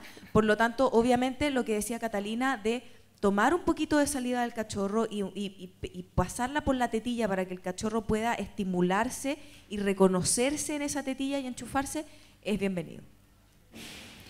Y otra cosa que también pasa mucho, que cuando la perra pare, la gente tiende a botar la placenta, si el cachorro hace la primera feca, que es el meconio, lo saca. Mi duda es recomendable que dejar a la perra que se coma la placenta, la orina, las fecas? Porque muchos dueños no dejan a sus perras hacer eso. Ya, yo voy a contestar solamente la parte conductual. Puede que el doctor acá discrepe y lo dejamos hablar. Nadie lo... No, mentira. Desde el punto de vista conductual, volvemos a lo mismo, conductas primitivas. La lógica de comerse la placenta es disminuir la probabilidad de atraer depredadores con estas materias orgánicas que pueden, por olor, atraer a los depredadores, ¿ya? Lo mismo pasa con las caquitas y con los pipí, ¿ya? Desde el punto de vista conductual, no solamente no tiene ninguna contraindicación, sino que permite que la perra se conecte con toda esta batería, con toda esta gama de conductas que son instintivas, que son primitivas y que son bienvenidas, ¿ya? Adicionalmente, y este es un dato al margen, cuando nosotros compulsivamente evitamos este tipo de conducta, de alguna manera predisponemos a que el cachorro aprenda más tarde las conductas higiénicas. ¿Y a quién le gusta adquirir un cachorro que está haciendo pipí y caca en todas partes? ¿Ya? Dejemos, es asqueroso, todo lo que quieran, pero que la perra esté encargada de mantener limpio el nido hace que el cachorro se acostumbre a estar en un lugar limpio y por lo tanto cuando lo llevamos de un lugar a su nueva casa, el cachorro ya tiene aprendida la conducta higiénica y lo único que tenemos que hacer es moldearla en este nuevo entorno. Este va a ser tu baño ahora, ¿ya? Si lo bloqueamos, tiende a demorarse más en aprenderlo. Eso, por lo menos desde el punto de vista conductual. A ver, del punto de vista médico, estoy de acuerdo con la doctora, en el fondo. Yo aconsejo, digamos, y vamos a hacer diferencia frente a las hembras que son que paren, digamos, por cesárea, o que le realizamos la cesárea. El instinto materno también está gatillado por comerse la placenta. La placenta trae una rica cantidad de progesterona, porque ahí está bañado, tiene una gran cantidad de energía, además, porque la perra en trabajo de parto deja de comer por un tema fisiológico. Su estómago, al igual que las mujeres embarazadas, tampoco se puede llenar tanto. La vejiga también disminuye su espacio para poder agrandarse. Todo lo ocupan los cachorros, todo lo ocupa el útero.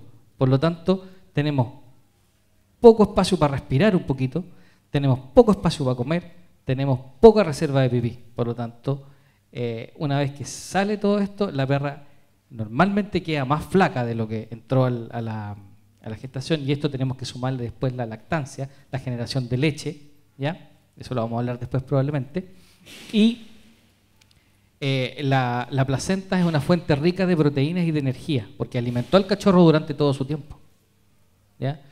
Y ahí hay hormonas también que ayudan, como la oxitocina, la progesterona. Hay hormonas ahí y mediadores que hacen que se gatille también el instinto materno. Por lo tanto, es aconsejable que la hembra sí consuma. Es asqueroso, digámoslo.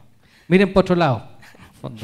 ¿Ya? Ni se van a dar cuenta, porque la hembra va a estar entrelamiendo el cachorro, va a salir la placenta, que a veces no sale de forma instantánea, se demora un poquito, ¿ya? La hembra debe comérsela, y eso va a ayudar a que le corte el cordón umbilical al perro y que lo estimule, ¿ya? Y como decía la doctora, está compulsivamente lamiéndola, y eso ayuda a que se estimule primero el área respiratoria y segundo la defecación y la micción, es decir, que hagan caquita y pipí para que no se acumule todo eso que tienen adentro. Espera, y déjame terminar con el tema de la cesárea. En el tema de la cesárea, lamentablemente, las placentas que van junto a los cachorros se botan, ¿ya? No tenemos opción, porque, vuelvo a insistir, a la hembra la teníamos a punto de parir, muy incómoda, respirando, jadeando, con hambre, digamos, porque no le cabe nada más, ¿ya? Muy incómoda. De repente ella se despierta con un tajo en la guata y con 4 o 5 cosas que le están pidiendo alimento. Y ella no tiene ninguna intención de comerse absolutamente nada. Ella en ese minuto, si se gatilla el instinto materno, ella va a estar con sus cachorros compulsivamente atrayéndolos hacia él. O, en su defecto, preguntándonos qué hacen estas cosas chillando y buscándome, si yo no quiero nada con ella, ¿ya? Ahí uno tiene que realizar otros manejos. Ahora, pasando al tema de lactancia, ¿al cuánto tiempo de nacido tiene que mamar el cachorro y por qué es importante la primera lactancia? De inmediato. El cachorro debe nacer apenas la hembra le corta el cordón umbilical y ya logra sacarle los líquidos y los tapones que tienen en las narices, digamos, y para que puedan respirar por sí mismos. Ya de inmediato el cachorro debería tener el instinto de ir a buscar su tetilla preferida, como dice la doctora, ¿ya? Esta es la mía y de aquí no me mueve nadie, ¿ya? Y el que se acerque lo voy a sacar cascando de aquí, ¿ya? Primero porque necesita energía, ¿ya? El cachorro consumió todo lo que tenía en el saco vitelino, que es la reserva energética de él, con lo que soporta ese tiempo de gestación y más lo que le aporta la hembra a través de la placenta, y debe tener energía para poder movilizarse y para poder buscar el calor y buscar nuestra tetilla preferida. Y lo segundo, que es el calostro, que es la primera leche que dura las primeras 6 horas, ¿ya? Son los primeros 2 días de calostro, pero los cachorros lo absorben en las primeras 6 horas, ¿ya? Que es la cantidad de inmunoglobulinas producidas por la hembra a través de la leche que protegen al cachorro durante las primeras 8 semanas aproximadamente, ¿ya? Y si nosotros hicimos la pega bien, digamos, vacunamos a la perra antes del celo, vamos a tener una gran cantidad de anticuerpos que van a quedar de memoria para los cachorros y los van a ayudar en cualquier situación. Perfecto. ¿Y qué duración tiene que tener la lactancia en un cachorro? ¿Y por qué ese periodo de tiempo? Aquí me voy a meter porque es la clase más importante que recibe el cachorro en su vida. La lactancia debe durar lo que la mamá determine que la lactancia debe durar.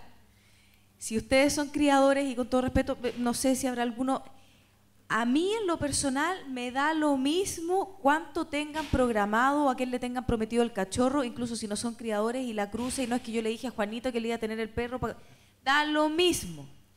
La lactancia dura lo que la mamá determina que debe durar. ¿Por qué? porque el proceso de destete natural le enseña la clase más importante de la vida social al cachorro, que tiene que ver con la inhibición de la mordida, ¿ya? Ustedes se sorprenderían de la cantidad de perros que no controlan la fuerza completa de su mordida, que es lo que se entiende como inhibición de la mordida. De repente, no sé si a alguno de ustedes le ha pasado que uno de repente agarra un cachorro, o incluso pasa con los perros adultos, si es que no se manejó en su minuto, que el perro muerde a fondo, no entiende que esto es piel y que duele. Esa clase se la enseña a la mamá, alrededor de más o menos los 2 meses, aprox, ¿ya? Lo ideal desde el punto de vista conductual es que un cachorro cambie de entorno entre la 7ª y la 9ª semana de vida. Por lo tanto, caemos más o menos en los 2 meses.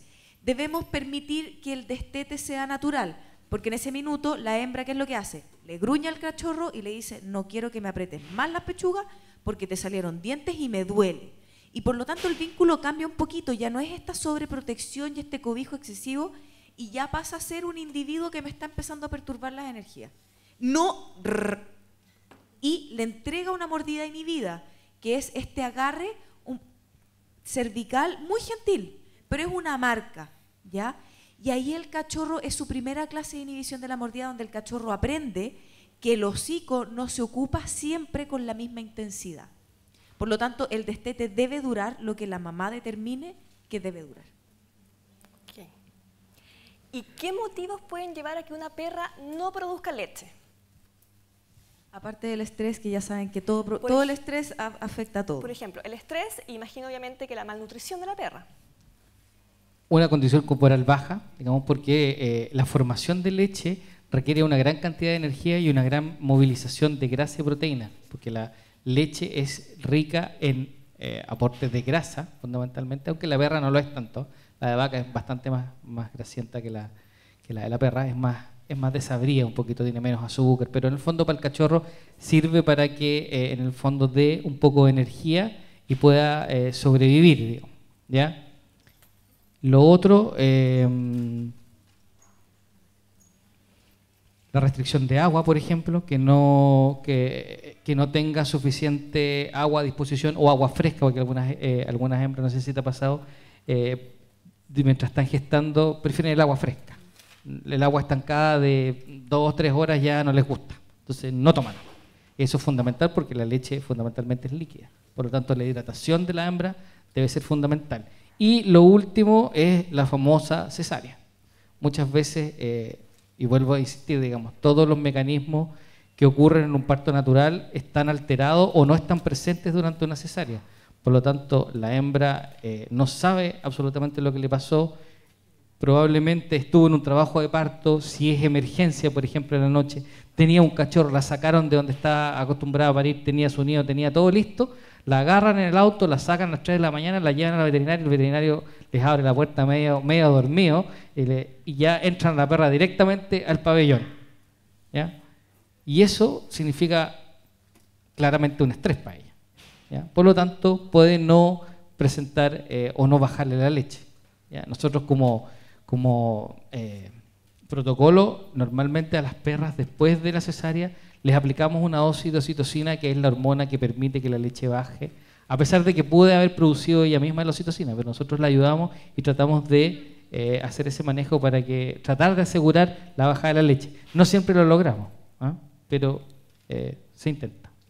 Y en cuanto al destete, si bien usted, doctora, dice que el destete es según la madre decide cuándo es el destete, pero igual hay un proceso, es un proceso paulatino en el tiempo, que tiene una duración y en donde uno también le va facilitando este destete al cachorro. ¿Cómo tiene que ser este proceso de destete? Conductualmente, lo que uno hace para facilitar el proceso de destete es no meterse, ¿ya? Porque igual a uno le da pena. El cachorro, que es una guaguita chiquitita, va con todo el amor del mundo a enchufarse a la mamá y la mamá... Y uno, como muchos dueños, agarran a la perra, la someten, la firman y le enchufan el cachorro, y estamos bloqueando un proceso de aprendizaje. Por lo tanto, desde ese punto de vista, lo mejor es permitir que el proceso fluya de manera natural, ¿ya? Ahora, también el incorporar dentro de las alternativas alimento para perro ayuda a que cuando la hembra va a comer, los cachorros, como ya están con los ojos abiertos, su olfato, ellos nacen sintiendo olores, pero el hecho de que vean a la mamá, puede ocurrir un proceso de aprendizaje observacional donde dicen, ¿a dónde habrá ido? Y parten todos a la siga de la mamá y encuentran esto que habitualmente como que tiene un olorcito interesante y como tienen dientes el instinto los llama y ¡pum!, empiezan a comer. Entonces ayudamos a la hembra a que, claro, ella, si nosotros no proveemos de alimento adicional, ella sigue siendo la única fuente de alimento, entonces la estamos poniendo contra la espada y la pared. Cuando vemos que empiezan estos gruñidos y estas conductas de bloqueo de la lactancia, de la conducta de mamar, es momento de dejar un platito bajito con alimento que puede estar humectado, puede ser un alimento específico para cachorros en periodo de destete, para que ellos empiecen a encontrar estas otras fuentes de alimento y elijan, o por lo menos eviten el conflicto con la mamá. No sé si tú quieres aportar algo más. No, básicamente es eso, tratar de estimular también, porque he visto en la práctica diaria, digamos, de cachorros que son súper frescos. En el fondo son capaces de comer y comen alimento de cachorro y además andan colgados de la tetilla de la mamá.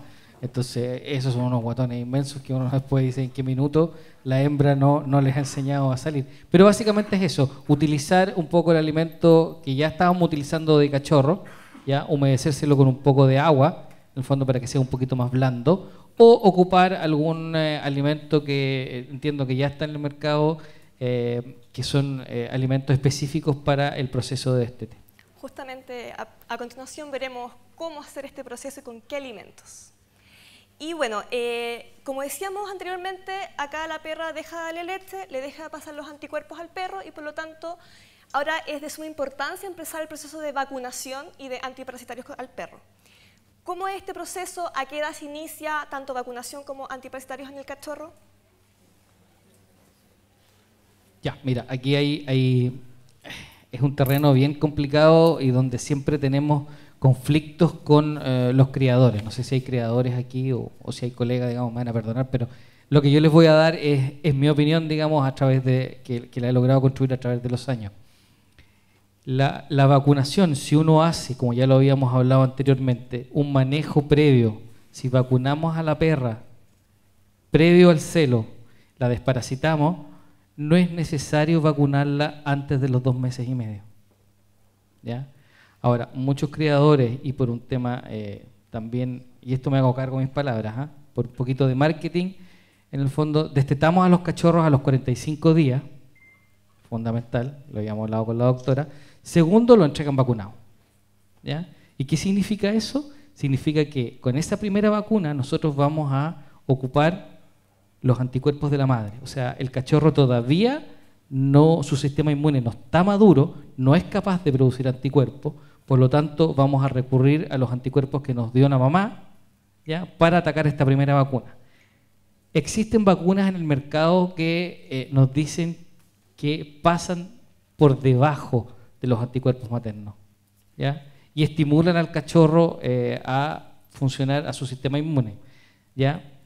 Es cierto, digamos, y nosotros muchas veces lo utilizamos, pero en contadas ocasiones, es decir, en camadas que no sabemos el estado inmunitario de la madre, no sabemos si el cachorro tomó y cuánto tomó de calostro, ¿ya?, se pueden utilizar.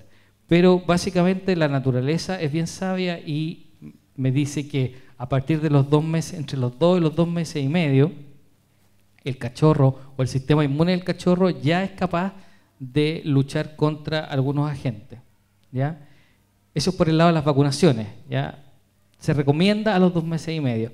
Pueden ocurrir, y lo van a ver que algunos colegas vacunan a los 45 días. No es malo tampoco, ¿ya?, pero va a ir dependiendo caso a caso del paciente. Y lo otro es el antiparasitario. El antiparasitario es mucho más fácil. Existen, como ya lo habíamos mencionado, antiparasitarios que se pueden usar en el último tercio de gestación, los mismos que se pueden utilizar en cachorros casi recién nacidos. A mí me gusta empezar a desparasitar en la primera semana, ¿ya?, para evitar el estrés de los cachorros, para que los cachorros ya estén más o menos acostumbrados, ya tengan su tetilla regalona, en el fondo, y nosotros podemos aplicar cada 15 días en una primera etapa, y luego ya cuando su hígado es capaz de metabolizar algunos antiparasitarios de amplio espectro, empezar a darle ese tipo de antiparasitario. Perfecto. Ahora les pido que me sigan acompañando acá, porque también vamos a incorporar ahora a la doctora Denise Paul. Ella pertenece al departamento técnico de Royal Canin y nos va a hablar, a comentar y a dar la bienvenida a nuevos productos especiales para madres y cachorros. Así que un aplauso para la doctora Denise Paul del departamento técnico de Royal Canin. Bienvenida, doctora. Ya, ahora sí, ¿cómo están? Ya, qué bueno. Bueno, mucho gusto a todos y no sé, ahora vamos a presentarles una innovación de Royal Canin. Justamente quisiéramos saber cuál es la propuesta innovadora que hoy nos presenta Royal Canin para la alimentación de madres y cachorros. Bueno, hoy día fue el lanzamiento oficial de una nueva línea formulada por Royal Canin, un programa nutricional que no se encuentra en el mercado, ya a nivel ni de Royal Canin hasta hoy día, ni de otras marcas, y está relacionado principalmente con la nutrición de la madre que está gestando y el cachorro. Bueno, esencialmente nos referimos a la línea denominada Starter, ¿ya? Y de acuerdo con esto vamos a tener una alimentación o una nutrición específica para cachorros mini, mediano, grande y gigante, y de acuerdo a esto vamos a encontrar el mini starter, el medium starter, el maxi starter y el gigante o el giant starter. ¿Ya? Pero como les decía, está relacionado principalmente con la madre y el cachorro, y desde la gestación, ahí vamos a ver desde cuándo, hasta el destete. A partir de esta propuesta, ¿cuál es la mejor forma de alimentar a una madre gestante? Bueno, los doctores avanzaron algo en el tema de alimentación o de nutrición, pero lo que me gustaría es dejarles claro a ustedes en estos momentos, porque de repente nos equivocamos un poco con el tema de nutrición y hay, podríamos decir entre comillas, algunos mitos. O sea, de repente pensamos que la hembra se cruzó, quedó preñada en el fondo y ya tenemos que cambiar la alimentación hacia una alimentación de cachorro. Pero en esencia tenemos que considerar que la hembra, los primeros 42 días de gestación, no necesita tener un vuelco o un cambio nutricional hacia una alimentación más rica en calorías o más energética, ¿ya? Desde el día 42 de la gestación, ¿ya? Es esencial, en el fondo, cambiar la nutrición, porque es en ese momento cuando aumentan los requerimientos energéticos en la hembra. De ahí en adelante, el crecimiento de los fetos, ¿ya? Es exponencial, que quiere decir eso, que va en aumento. Y como va en aumento, la hembra necesita mayor energía para que estos fetitos, que generalmente son más de uno, o dependiendo de la raza, o a veces son hartos, entonces necesita mayor energía. Entonces estos fetos empiezan a crecer y ya hacia el final del último tercio de gestación comienza la consolidación ósea, como comentaba el doctor delante. Entonces es esencial aportar un alimento rico en energía, que está principalmente formado por un alimento rico en proteína esencialmente y grasa. Entonces, a partir del día 42, starter de Royal Canin. Claro, antes del día 42 ustedes pueden continuar con el alimento de mantención de sus cachorros. Si es un mini, bueno, hablemos de Royal Canin. Si está comiendo Royal Canin, puede continuar con un mini adulto. Y una vez que se diagnosticó la gestación, o tenemos más o menos claro el primer día que se cruzó, podemos empezar a contar 42 días y de ahí en adelante podemos hacer el cambio hacia un mini starter, un medium starter, etc. Y luego la lactancia, ¿se recomienda también seguir con el mismo alimento Royal Canin Starter?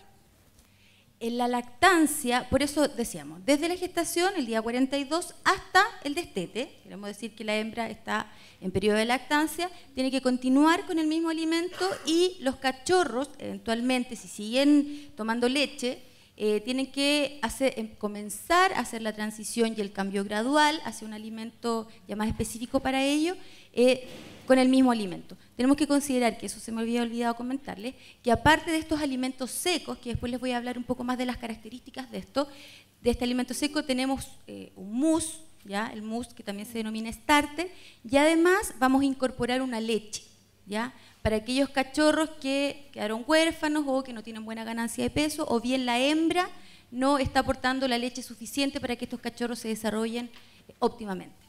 Y entonces, ¿cuál sería la importancia de dar a la perra gestante y lactante un alimento que sea muy concentrado energéticamente y que además sea muy sabroso para la perra? ¿Cuál es la importancia de esta nueva fórmula específicamente en ese aspecto? A ver, en general, han hablado los doctores, han hablado bastante los doctores cuáles son los cambios tanto conductuales, ¿ya?, y también fisiológicos que ocurren en la hembra gestante y lactante. Entonces, es esencial que el alimento o la nutrición que vamos a dar a nuestras hembras que están gestantes sean ricas en calorías, sean energéticas, sean concentradas. Tenemos que pensar que uno de los cambios importantes que ocurre es que el estómago, digamos así, se reduce porque se ve comprimido por el útero, que está lleno de estos fetitos, en el fondo, que están ocupando bastante espacio. Entonces, es lógico que la hembra reduzca su apetito, ya por un tema de espacio. Entonces, es necesario que el alimento sea muy concentrado, de manera de que en pequeñas porciones o en pequeñas raciones ella pueda cubrir sus necesidades, que como lo vimos o como lo mencionaron los doctores también, sus necesidades energéticas son bastante altas. ¿Y qué pasa? Que también durante la gestación, en el mismo parto, ocurre que antes o previo a que nazcan los cachorros hay un momento o un periodo de estrés que en el fondo también, que depende mucho en realidad con la aptitud maternal que pueda tener la hembra, también reduce el consumo de alimentos, incluso a veces dejan de comer. Entonces necesita energía, pero no está comiendo y además no tiene espacio para poder tener ese alimento y en el fondo aportar la energía que necesita para que los cachorros nazcan óptimamente y después poder seguir alimentándolos con una leche de buena calidad. Entonces es necesario que el alimento sea muy concentrado, pero como además no quiere comer, tenemos que hacerlo altamente palatable, de manera de que la hembra quiera comerlo, porque si no es bastante difícil en el fondo poder lograr que esa hembra se alimente adecuadamente y posteriormente entregue la energía que necesita a esos cachorros. Tenemos que considerar que toda la energía que está recibiendo esa hembra a través del alimento ya es necesaria primero en la etapa de gestación para que los cachorros se desarrollen adecuadamente y después, que es el periodo más fuerte de necesidad energética en la lactancia, necesitan también para que estos cachorros se desarrollen óptimamente. Y en los cachorros, a medida que están tomando esta leche, también tenemos que considerar que digestivamente hablando también son muy sensibles, porque también tienen una capacidad digestiva reducida y después tienen que empezar a hacer una transición a un alimento más adecuado. Entonces, es esencial que el alimento sea altamente energético. Por eso el cambio se recomienda de los 42 días en adelante y no antes, porque si lo alimentamos antes de ese periodo con un alimento muy rico en energía, tenemos que pensar que probablemente vamos a engrasar a esa hembra antes de tiempo y en el momento del parto, ese canal de parto no va a estar adecuado o puede estar engrasado, digámoslo así, y se puede dificultar el parto. Hablamos de un parto distóxico. Y con respecto al destete, con esta nueva innovación de Royal Canin, ¿cómo se recomienda hacer el destete en el cachorro? Bueno, es bien, el destete es gradual, tiene que ser gradual y lo ideal en el fondo es que la hembra vaya, entre comillas, rechazando a sus cachorros, o sea, los va a rechazar por un tema, yo diría, lógico, porque yo creo que mira, a las 3 semanas comienzan a aparecer los dientes en el cachorro aproximadamente, empiezan a aparecer recién sus dientecitos.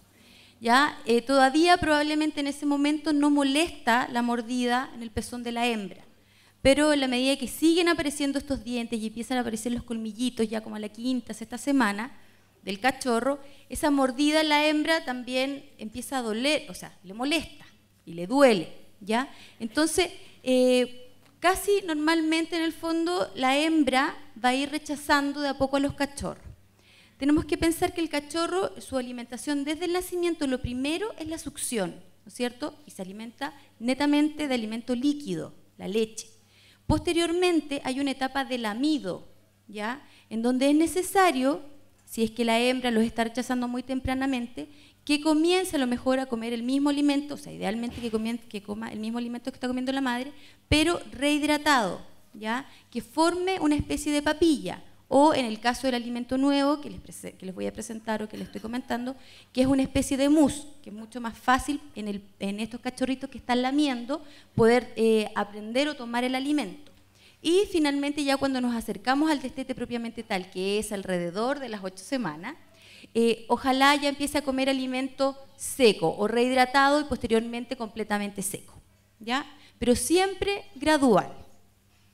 Y luego del destete, ¿con qué alimento tiene que seguir el cachorro, ya que va a tener aproximadamente unos 2 meses? ¿Con qué alimento debe seguir a futuro? Bueno, en general tiene que seguir con un alimento destinado a junior, ¿ya?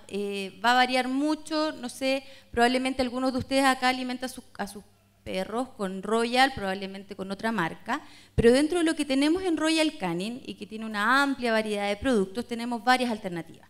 Ya si tenemos razas pequeñas, podemos continuar con un mini junior, si es mediano con un medium junior, maxi junior y así sucesivamente. Pero dentro de los alimentos que tenemos en Royal Canin también tenemos algunos específicos de raza. Por lo tanto, si tiene un Yorkie, por ejemplo, podría eventualmente comenzar con un Yorkie junior, ¿ya? Y posteriormente, a los 10 meses, ya hacer la transición a un Yorkie adulto o un mini adulto. Todo depende de la raza, pero en general, o si no es de raza, también tenemos alimentos, no es necesario en el fondo, pero tenemos amplias alternativas, ¿ya? Pero lo ideal es que de los 2 meses en adelante, si es que ya se hizo el destete, comience con un mini junior, medium, maxi o gigante junior. Y también, como comentabas, traen un nuevo sustituto lácteo, el Baby Doll Milk. ¿Cuándo es recomendable usar este sustituto lácteo? ¿Para qué momentos? A ver, el sustituto lácteo, o sea, lo ideal, y cuando las hembras tienen una alta aptitud maternal y son buenas madres, en general, y están bien alimentadas, es esencial que cuando la madre termine su periodo de lactancia, termine con buena condición corporal. O sea, si está bien nutrida, si está bien alimentada, debería terminar con una condición corporal óptima y con un pelo brillante. O sea, ese es un buen signo de que estuvo bien alimentada, ¿ya? Ahora, me perdí. ¿En qué momento se debe usar la leche de Baby Doll Milk? Eso es lo ideal, ¿ya? Ahora, sí, igual que nosotras las mujeres, puede ocurrir que la madre esté produciendo poca leche, ¿ya? En esos casos, obviamente si la madre está produciendo buena leche, o sea, poca leche, perdón, probablemente los cachorros van a tener una ganancia de peso más baja de lo normal. Entonces, ahí es necesario ocupar la leche que nosotros vamos a incorporar, que es sustituto lácteo. En casos de que la mamá no esté, ya por ese motivo, no sé, quedaron huérfanos los perritos, también es una alternativa. En el caso de que la mamá esté enferma o hubo algún tipo de alteración en el momento del parto o en caso de cesárea, ¿ya? En esos casos también podemos utilizar la leche, ¿ya? ¿Y por qué, por ejemplo, no recurrir a la leche de vaca que compramos comúnmente en el supermercado? ¿Por qué no recurrir a eso y sí recurrir a Baby Doll Milk? A ver, no sé si alguno de ustedes ha tenido cachorritos que quedaron o algún perrito que quedó huérfano y ¿qué hicieron en esos momentos? Ya. Y aparte de eso, ¿han escuchado otra alternativa que no sea o la leche? Ya. Y aparte ya, le ponen huevo, aceite. ¿Por qué será eso? ¿Cómo será la leche de vaca en comparación con la leche de perra? Es más grasienta, ¿ya? Entonces, la leche de vaca, en comparación con la leche de perra, es menos grasa que la de los caninos. Por lo tanto, el sustituto lácteo que nosotros vamos a incorporar a la línea starter es un alimento que es mucho más rico energéticamente, ¿ya? Porque la grasa es la que aporta mayor cantidad de energía, pero también es más rico en proteína. Y aparte de ser rico en proteína, tiene menos lactosa, que es el azúcar de la leche. Porque en comparación con la leche de vaca, la leche de perra tiene menos lactosa que la de vaca. Entonces son dos leches totalmente distintas. Si bien tenemos una alternativa en el mercado actualmente, ahora hacemos más amplia la alternativa y se van a dar cuenta ustedes que esto ya es como anticipación a lo que viene, que la leche que nosotros vamos a traer viene con el combo completo, digámoslo así, porque viene la mamadera, viene el dosificador, viene todo para que ustedes tengan, y bueno, y cómo tienen que dosificar, qué cantidad de agua tienen que poner, etcétera. ¿Ya? Y las raciones, y por ejemplo, a la medida que va creciendo el cachorro, qué cantidad o cada cuántas horas tienen que alimentarlo. Entonces va a ser bastante práctico. Y bueno, y tiene las características similares, aprovecho de decir eso, no sé si me lo va a preguntar después. Dígalo nomás. Que la leche que vamos a incorporar, el sustituto lácteo, aparte de asemejarse mucho a la leche de perra, tiene también DHA, ¿ya? Que es omega 3, que también lo tienen los alimentos que vamos a incorporar ya para la madre y el cachorro, y el DHA, que es omega 3, tenemos que considerar que es esencial que se incorpore en la alimentación de la hembra gestante y en los cachorros después cuando están tomando lechecita o con este sustituto lácteo, porque participa en el desarrollo cerebral, ¿ya? Y este DHA, yo no sé si ustedes han escuchado la publicidad de la leche nido, por ejemplo, que es para los niños en crecimiento, ya estimula el desarrollo cerebral. Por lo tanto, es esencial que desde la gestación y de ahí en adelante se incorporen los productos con los cuales vamos a nutrir a nuestros cachorros. Y tiene carnitina también, que va a generar energía o una fuente de energía también en este caso. Ahora, para finalizar ya la charla, me gustaría que nos contaras qué es lo que hace único a estos alimentos y que los diferencian de otros alimentos en el mercado, como un resumen de lo que hemos hablado. Mira, lo esencial, y yo quiero que esto les quede como súper claro, es que es el único programa ya que está destinado a la madre y el cachorro, ¿ya? O sea, actualmente tenemos, lo que conversaba el doctor delante, cuando entra una hembra o cuando está una hembra gestante, lo que nosotros recomendamos como médicos veterinarios es dar alimento de cachorro. Ahora tenemos un programa completo nutricional que va desde la gestación, que se adecúa ya a lo que necesita una hembra gestante desde el día 42 en adelante, y que además tiene características que satisfacen en el fondo las necesidades tanto de la hembra gestante, de la hembra en lactancia y de los cachorros. Pensemos que en el caso, por ejemplo, del alimento seco, es un alimento que se puede utilizar en las distintas fases, pero además en la fase de destete o cuando se está haciendo el destete gradual, tenemos la opción de que si bien es una croqueta, es fácilmente rehidratable. ¿Qué quiere decir eso? Que si la dejamos reposar con agua tibia o con agua caliente, mejor dicho, se forma una especie de papilla que podría servir perfectamente bien para un cachorro que está iniciando recién el proceso de destete y que está con este lamido que les mencionaba anteriormente, y posteriormente cuando ya se acerca hacia finales del destete tenemos la opción de humedecer este alimento igual, que también va a ser más blandito, pero no necesariamente formar una papilla que va a servir en el fondo ya para comenzar a separarlo de la madre o cuando la madre ya lo está rechazando por el tema de la mordida de los pezones.